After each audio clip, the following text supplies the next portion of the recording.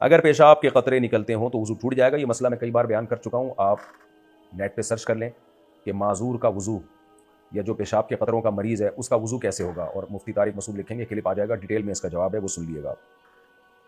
اگر عورت نے ٹی شرٹ پہنی ہو اور بڑی چادر لے کر نماز پڑھے تو نماز ہو جائے گی. اگر بڑی چادر لے لی اس نے اپنے اوپر جس سے سر بھی ڈھک گیا, پوری باڈی بھی ڈھک گئی ہے تو نماز ہو جائے گی. لیکن خواتین کے لیے ٹی شرٹیں پہننا ٹھیک نہیں ہے. ایسا چس لباس جس سے جسم کے اعضاء جو ہے ان کا جو ابھار ظاہر ہوتا ہو, یہ ٹھیک نہیں ہے, جائز نہیں ہے, گناہ ہے.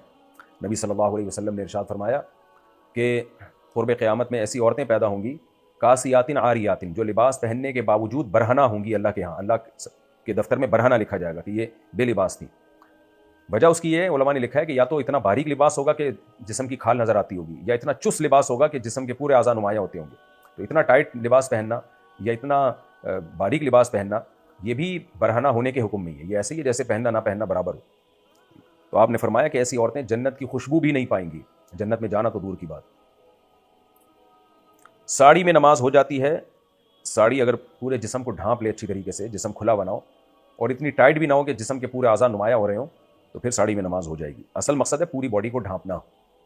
نماز میں عورت کا صرف چہرہ اور دونوں ہاتھ کھلے ہوئے ہوں بس. ذکر کس وقت کیا جائے؟ ذکر کا کوئی ٹائم متعین نہیں ہے, جب چاہیں ذکر کریں. اللہ تعالیٰ نے قرآن میں فرمایا کہ ایمان والے لوگ جو ہیں وہ کھڑے ہوئے بھی, بیٹھے ہوئے بھی, لیٹے ہوئے بھی, وعلی جنوبہم, پہلو کے بل بھی اللہ کا ذکر کرتے ہیں. یذکرون اللہ قیاما وقعودا وعلی جنوبہم, اللہ کا ذکر کرتے ہیں چلتے, بیٹھتے, سوتے, لیٹتے ہوئے, ہر وقت کرتے ہیں, جتنا اللہ توفیق دے ذکر کریں. البتہ کچھ اوقات ایسے ہیں جن میں ذکر کی فضیلت بہت زیادہ ہے. ایک فجر کی نماز کے بعد تسبیحات پڑھنا, ایک عصر کی نماز کے بعد, کیونکہ بکرۃ و اصیلا, اللہ نے فرمایا کہ اللہ کی تسبیح بیان کرو صبح بھی اور شام بھی.